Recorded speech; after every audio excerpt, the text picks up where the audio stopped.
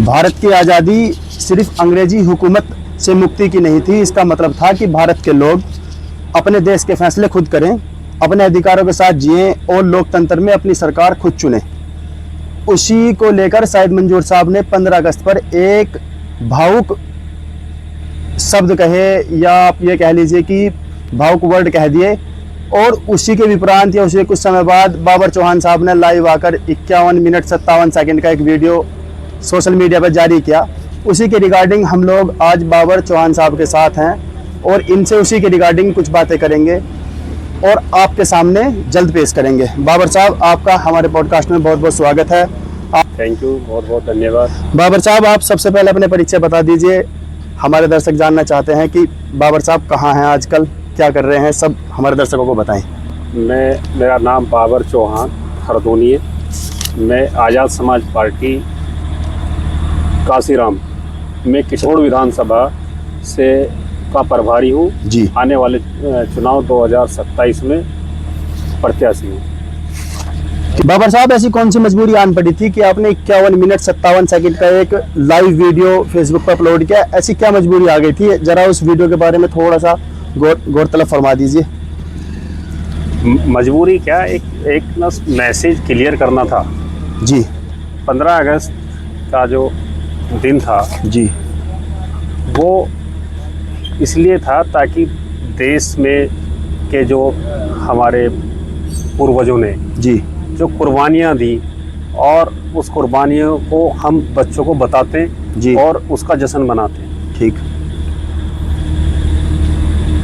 तो बजाय इसके वहाँ जो किठोर विधानसभा से जो विधायक हैं उन्होंने बजाय उसके वहाँ कोई स्कूल का कोई बच्चों का कार्यक्रम ना करते हुए एक पॉलिटिकल मंच बना दिया जी। और उस मंच से अभी यहाँ कोई कैंडिडेट तो है नहीं जी। कैंडिडेट तो सिर्फ मैं हूँ, कोई बीजेपी का कोई कैंडिडेट क्लियर नहीं है। अभी तो वो खुद भी कैंडिडेट क्लियर नहीं है अपनी पार्टी से।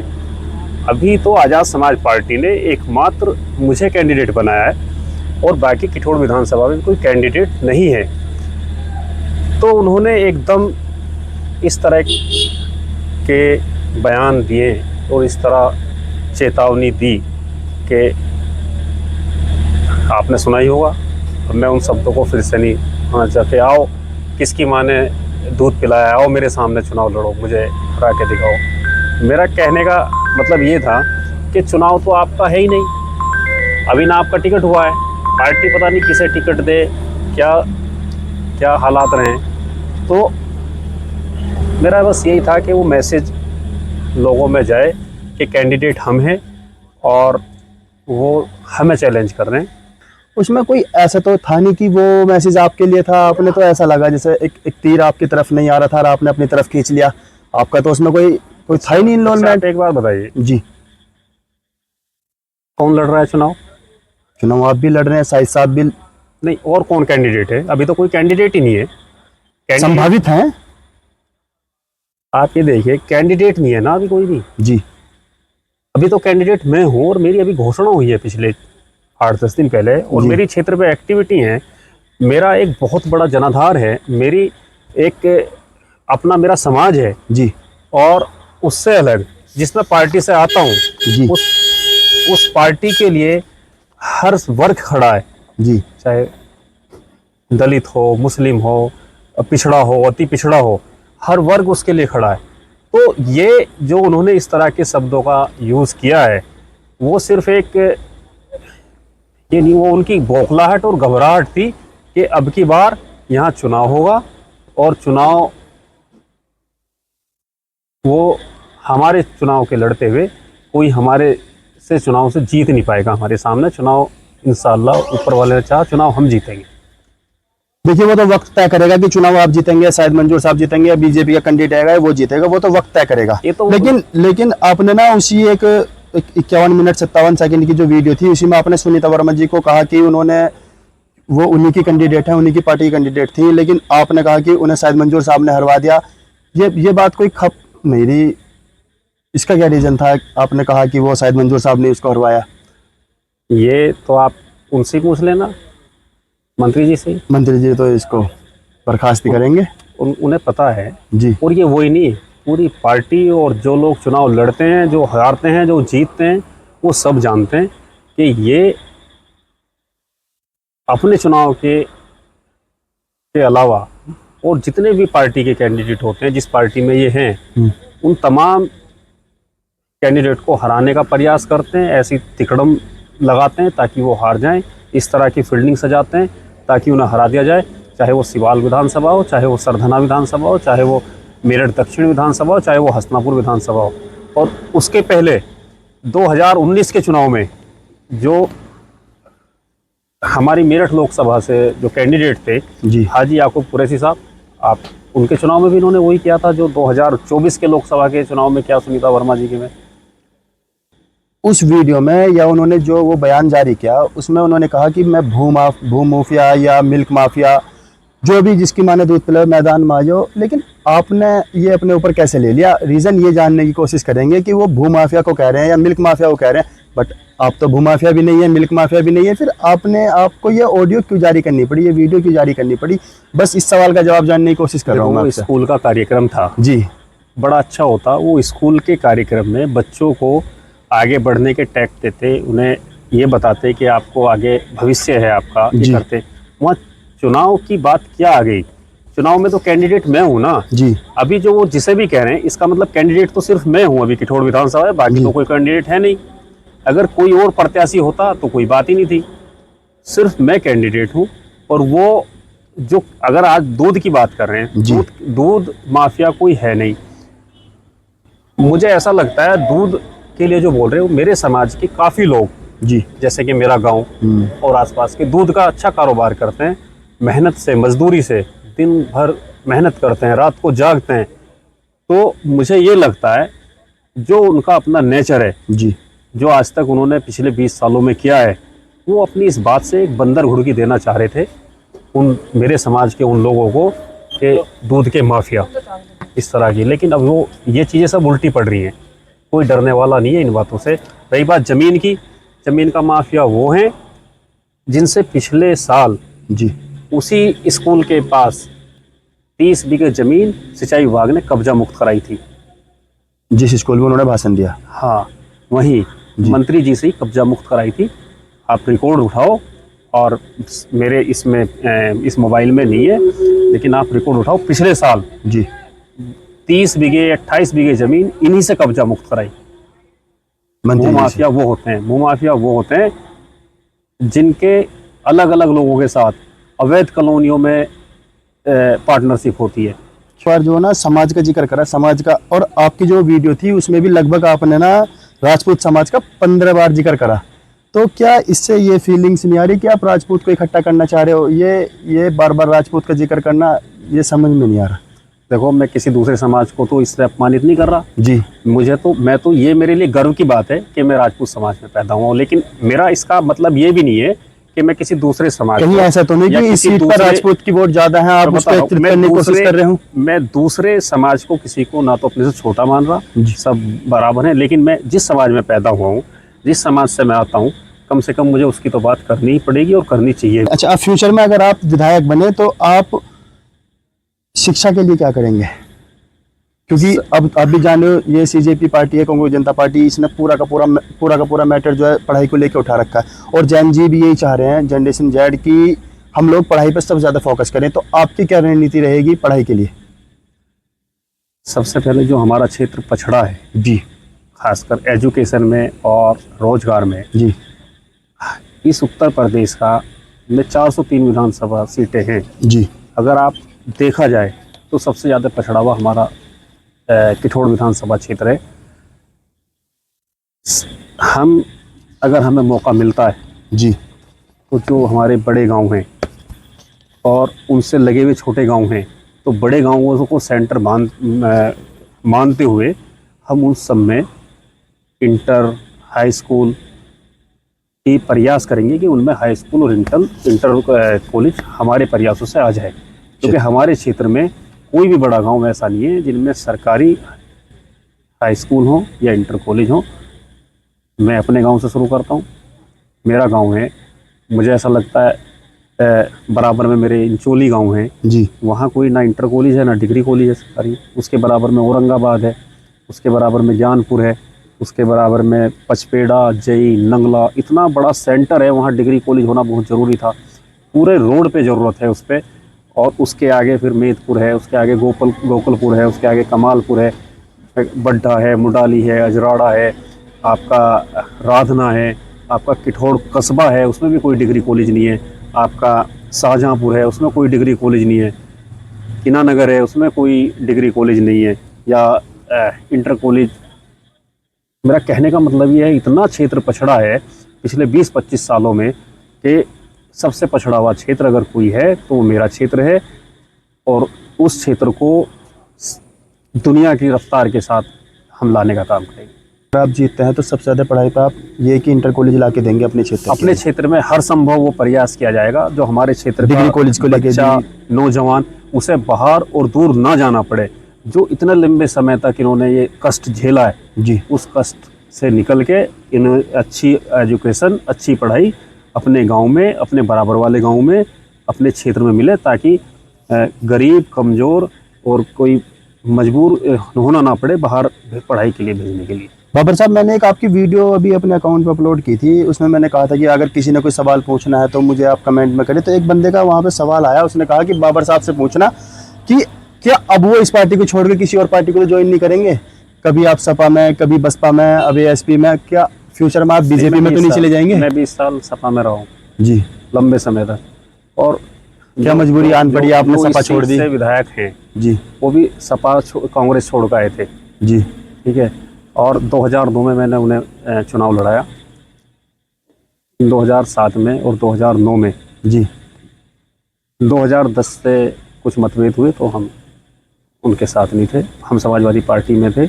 और क्षेत्र के विकास के लिए, क्षेत्र की उन्नति के लिए, अपने लोगों के विकास के लिए हमें पार्टी बदलनी पड़ी। और राजनीति में कई बार इस तरह के फैसले लेने पड़ते हैं। जो फ्यूचर में बीजेपी ज्वाइन करने का तो कोई प्लान? बीजेपी मेरा कोई प्लान नहीं है फ्यूचर में कभी भी? कोई, बीजेपी मेरी विचारधारा की पार्टी रही है जी। और मैं जिस विचारधारा का हूँ उस विचारधारा पर मैं काम कर रहा हूँ। बीजेपी मेरी विचारधारा की पार्टी नहीं है। जैसे 2017 का इलेक्शन हुआ था विधायक साहब का, आपने शायद मंजूर साहब को सपोर्ट किया या नहीं किया? 2017 में, जी 2017 में जब वो हारे थे, मैंने समाजवादी पार्टी को वोट दिया था। समाजवादी पार्टी को, मतलब शायद मंजूर साहब को ही दिया? समाजवादी पार्टी को। शायद मंजूर साहब भी तो समाजवादी से थे सर? नहीं, मेरी वोट शहर में थी, अच्छा। दक्षिण में। अच्छा, शहर दक्षिण में मेरठ अपना। दक्षिण में। अच्छा, मैंने अपना वोट मेरठ दक्षिण में डाला। ठीक है। क्या आप किठौर के विकास के लिए अपने जो ये आने वाले 5 साल है, अगर आप जीतते हैं तो इसका आप लिखित विजन डॉक्यूमेंट जनता में जारी करोगे कि हम, ये हमारा विजन है, अगले 5 साल तक हमने ये सोच के रखा है? तो क्या वो रिटर्न में आप लोग? हम तो बोल रहे हैं रिटर्न में एक्चुअली बोला तो ये अब राघव चड्ढा ने भी था कि मैं बीजेपी में नहीं जाऊंगा, बट तो वो भी चला जो गया। पलटेगा वो तो लिखित में ही पलट सकता है। एक्चुअली रिटर्न में जब हम बोल रहे हैं तो आप हमारी वीडियो अपलोड कर देना। फिर अपलोड तो ये होगी, ऑटोमेटिक ही होगी, अपलोड तो ये होने के लिए ही वादों सर। से हम अच्छा, आपने ना अभी एक वीडियो में कहा था कि शायद मंजूर साहब ने, जो ये जिला पंचायत सदस्य होते हैं, इनकी फरोख्त, सेल फरोख्त, खरीदारी, ये सब एक जिक्र आया था। वो क्या था जरा? वो भी एक मुझे ऐसा लगा कि एक अजीब सा मुद्दा है कि जिला पंचायत सदस्य खरीदे जाते हैं, बेचे जाते हैं, ये क्या था? तो मैं बात करता हूँ जी। जब उत्तर प्रदेश में समाजवादी पार्टी की सरकार थी, जी 2015 में चुनाव हुए, पंचायत चुनाव, जो लोग उस चुनाव को जीत गए पंचायत सदस्य, तो हमारे यहाँ मेरठ में 34 जिला पंचायत सदस्य जीत गए थे। जी यहाँ चुनाव होना था तो एक हमारे दोस्त हैं, हमारे भाई हैं, जिला पंचायत सदस्य शफीक अहमद, धोलड़ी सिवाल के रहने वाले। ठीक है। तो मंत्री जी उनके पास गए रात में जी कि आप वोट समाजवादी पार्टी के कैंडिडेट को मत देना। शफीक साहब के पास गए? और हमारे 1-2 भाई और साथ में थे, आपको वोट देना है बीजेपी को। उन्होंने कहा कि नहीं, हम तो वोट वहीं देंगे जहां आप दोगे। नहीं, मेरी मजबूरी है, मुझे वोट समाजवादी पार्टी को देना है, लेकिन आप मत देना। तो और आपको जो बनता होगा मैं वो डील बीजेपी से करा देता हूँ। तो ये तो एक एग्जाम्पल है पिछला चुनाव आया, इन्होंने सारी अपनी वोट जो थी वो बीजेपी के कैंडिडेट को डलवाई, उसके पहले था तो बीजेपी को डलवाई। तो ये तो कोई नई बात नहीं है इनके लिए, ये तो हर चुनाव में बीजेपी का समर्थन करते हैं, बीजेपी को सपोर्ट करते हैं। अच्छा, मैं आपके अकाउंट पे एक वीडियो देखी, आपने कहा कि जो मंत्री जी के साथ रहते हैं वो सब गुंडे हैं। तो मेरा जानना ये था, जो आपके साथ लोग रहते हैं क्या वो भी गुंडे हैं? आपने ऐसा अभद्र टिप्पणी क्यों की? नहीं, आप अच्छा मुझे आप जानते हो उनके साथ कौन रहते हैं? किसी एक का नाम मैं तो आपके साथ भी कितने बंदे रहते हैं मैं नहीं जानता, उसका रिकॉर्ड मैं बताऊंगा कौन क्या है। ये मंत्री जी को भी पता है जी। किसी भी गांव का कोई पुराना घर, कोई पुराना सम्मानित मंत्री जी के साथ है क्या? कोई नहीं है। लोग, ये जो विधायक हैं ये लोगों की खुशी के नहीं है, ये मजबूरी के विधायक हैं, क्योंकि जनता को विकल्प ही नहीं मिल पा रहा था यहाँ पे। पिछली बार बहुत लोग उदास थे, नाराज थे, वोट डालना चाह रहे थे किसी और को, लेकिन कोई विकल्प नहीं मिला। एक बहुत बड़ा वोट बैंक ऐसा है इस सीट पे, सभी पे होता है, जो भारतीय जनता पार्टी को वोट नहीं दे सकता। तो विकल्प तो था उनके पास, विकल्प तो था। AIM से भी तो कैंडिडेट था, उधर वोट डाल देते। अगर भाई मुस्लिम को वोट ही नहीं डालनी बीजेपी को, विकल्प कोई भी व्यक्ति हो जी, वो ये सोचता है कि मेरा वोट भी जाए और मेरा वोट जीत में जाए। अच्छा, तो वहाँ चुनाव दो ही जगह था, इसलिए लोगों ने उदास चेहरों से, उदास मन से और मजबूरी में इन्हें वोट डाल दिया। ये बाय डिफॉल्ट 2000 वोटों के आसपास विधायक बन गए। तो ये जो विधायक हैं ये कोई जनता के चहेते और खुशी के नहीं थे, ये तो मजबूरी के विधायक थे। विधायक बनने के बाद आप जनता के लिए किन किन दिन अवेलेबल रहेंगे, ये या शिकायतों का समाधान कैसे करेंगे, इस पे बताएं। विधायक बनने के ऐसा तो नहीं कि आपको फोन ही करा जाएगी और आप फोन उठा रहे हो, जैसे अब वर्तमान विधायक या पूर्व विधायक। विधायक बनने के बाद मैं घर रहूँगा जी, क्षेत्र में रहूँगा और सदन में रहूँगा। जिस समय मैं घर पे रहूँगा तो घर पे मिल सकते हैं लोग जी। फिर मैं क्षेत्र में रहूँगा तो पता ही है क्षेत्र में कैसे मिला जाता है। उसके बाद फिर मैं घर आऊँगा तो फिर घर मिल सकते हैं, मेरे लिए मेरा घर खुला रहेगा, हर समय कोई कभी भी आके मिल सकता है। ये जो मैंने वीडियो डाली उस पर एक कमेंट आई कि विधायक बनने के बाद क्या बाबर चौहान उन लोगों को भूल तो नहीं जाएंगे जो आज उनके साथ खड़े हैं? उन्होंने कहा था कि मेरा नाम लेके कहना, एक्चुअली मैं नाम उनका भूल गया हूँ, बिजनौर के वासी हैं वो। तो क्या आप उनके लिए जरा दो शब्द कहें। बात यह है, मैंने संघर्ष किया है जी, मुझे कोई विरासत में तो मिली नहीं है कोई विधायकी या कोई जी। तो जो व्यक्ति संघर्ष करता है वो अपने संघर्ष के किसी साथी को भूलता नहीं है जी, ठीक है। इसलिए जो मेरे साथ आज खड़े हैं उनके साथ मैं विधायक बनने के बाद जैसे भी आज मेरे साथ खड़े हैं उससे अच्छे तरीके से मैं उनके साथ खड़ा हुआ मिलूंगा। सोशल मीडिया पे एक अकाउंट है मोहित गिरी करके, शायद आपकी नॉलेज में हो। उन्होंने लिखा कि जुगनुओं ने शराब पी ली है, अब ये सूरज को गालियां देंगे। इसको आप कहाँ समझते हैं, क्या समझते हैं? मैं जानता नहीं उसे कौन है। अच्छा, एक है जुबेर चौहान, भाई बाबर चौहान खलदोनी के ऊपर किठौर विधायक के पालतू कुत्ते भौंक रहे हैं। अब भौंकते रहो, भौंको और इतना भौंको कि लोग समझ जाए कि हाँ हकीकत में आप कुत्ते हो। इस बात को लेकर है क्या, जो मंत्री जी के लोग हैं, विधायक जी के लोग हैं जी, वो होता क्या है, वो इतने परेशान हो जाते हैं, उन्हें ये लगता है कि अब ये 2 महीने बच रहे हैं हमारी विधायकी के, 3 महीने बच रहे हैं। मेरे बढ़ते हुए जनाधार से और मेरे बढ़ते हुए लोकप्रियता से वो परेशान हैं। आज़ाद समाज पार्टी का जो नेतृत्व है उसके समीकरण से वो बहुत परेशान है। तो वो इस परेशानी में मेरी फ़ोटो के साथ जी, और मंत्री जी के परिवार के, विधायक जी के परिवार के लोग हैं, वो मेरी फ़ोटो के साथ उनके बेटे, उनके भाई, वो किसी कुत्ते की फ़ोटो लगा देते हैं बार बार। तो अच्छा। ये उनकी हताशा बता रही है इस तरह की कि वो चुनाव हार रहे हैं या कोई लगाता है ऐसे। आपसे है कि आप कह रहे थे कि मंत्री जी बीमार हो गए हैं, बूढ़े हो गए हैं, तो वो भौंकला रहे हैं, इस टाइप की बातें कर रहे हैं और आप उनका ऐसा लगा कि ख्याल करते हैं। और वहीं पर आपने उसी वीडियो में कहा कि दूसरी तरफ कि वो चोर व चक्कों का साथ देते हैं, अपने साथ रखते हैं। क्या फिर बात ये है, पॉइंट ये है कि आप मंत्री जी के साथ हैं, आप उनकी हमदर्दी भी दिखा रहे हैं और वहीं उन्हें आप चोर और चक्के भी बता रहे हैं कि भूमाफिया तो आप हैं, आपने वहाँ पे ज़मीन घेर रखी, दुबई में भी आपकी ज़मीन है। तो मैं समझ नहीं पा रहा, आप उनकी फ़िक्र कर रहे हैं या आप उन पर चोरी का आरोप लगा रहे हैं? देखो है क्या, बुजुर्ग हैं जी, तो मेरी तो एक सलाह है जी, कि अपना ध्यान रखें, आराम करें और अब जो युवा पीढ़ी नई आ रही है जी, उन्हें आशीर्वाद दें और क्षेत्र में हम जैसे लोग काम करेंगे। क्योंकि मैं देख रहा था जी, वो एक वीडियो आ रही थी, इंटरव्यू देते समय उन्हें कई बार दिक्कत हुई, खांसी हुई। तो मैं तो उसको देखते हुए कह रहा था ये तो मेरा निजी वो है, वो मानना चाहे माने, ना मानना चाहे मत माने। अच्छा, विपक्ष किसे मानने आप? देखो, जो मेरा समीकरण है जी मेरी विधानसभा सीट पे, इतना लंबा अंतर है, आप किसी भी तरीके से कैलकुलेट कर लो जी कि कोई विपक्ष में भी नज़र नहीं आ रहा मुझे, किसी भी तरीके से आप न समीकरण बनाओ। बीजेपी न एसपी कोई भी। आप देखना कितनी तेज हवा चलेगी, आंधी चलेगी। ये जनता को मौका मिला है, बीजेपी ने को मौका दिया था लोगों ने बीच में, जी पिछले 17 से और 2022 के बीच में। तो बीजेपी के जो भी विधायक थे या बीजेपी ने कोई काम नहीं किया और लोग फिर हताश हुए, फिर इन्हें वोट दिया, मजबूरी में इन्हें दिया, और अब इन दोनों से परेशान है भारतीय जनता पार्टी और जो मौजूदा विधायक है इनसे। इसलिए जनता को नया विकल्प चाहिए, वो विकल्प मिल चुका है। और आप देखना जब चुनाव होगा, चुनाव की गिनती पे ये लोग नज़र भी नहीं आएंगे। अच्छा, सैयद मंजूर के एक भतीजे हैं आतिर मंजूर, इस बार वो भी चुनाव में इलेक्शन में आना चाह रहे हैं। वो कह रहे हैं कि मैं इंशाल्लाह 102% इस चुनाव को लड़ूंगा। उसको लेकर आपका क्या समीकरण है? ऐसी बात है, नए लोगों को आना चाहिए राजनीति में, नए तरीके से चीज़ों को देखा जाता है। अब मैं तो नए लोगों को समर्थन करता हूँ, सपोर्ट करता हूँ। सैयद मंजूर साहब को भी समर्थन देना चाहिए उन्हें। मैं मंत्री जी की तरह नहीं हूँ कि नए लोगों को से मैं जो नए आने वाली अगली पीढ़ी है मैं उनसे चिढ़ूं। मैं तो नए लोगों का समर्थन करता हूँ, अच्छी बात है, उन्हें राजनीति में आना चाहिए, भविष्य है उनका। आप पे एक रंगदारी का केस लगा था, रंगदारी करते हो या आप? ये मंत्री जी से पूछना आप, जी वही बताएंगे रंगदारी कौन करता है। केस आप पे लगा, मंत्री जी से कैसे पूछे? उन्हें अच्छी जानकारी है, हमारे वो साथी थे पहले। अच्छा, चलो मंत्री जी से पूछ लेंगे। दर्शकों, और मेरे पे रंगदारी का ही नहीं लगा, मैं एनआरसी और सीए में भी जेल गया हूँ। आप पे 2 दर्जन मुकदमों से ज्यादा मुकदमे दर्ज हैं।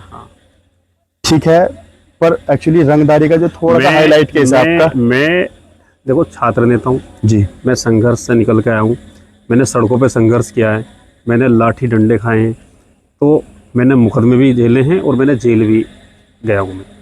तो मुझे इस बात को कहने में कोई ऐतराज़ नहीं है कि मैं संघर्ष से निकल के आया हूँ।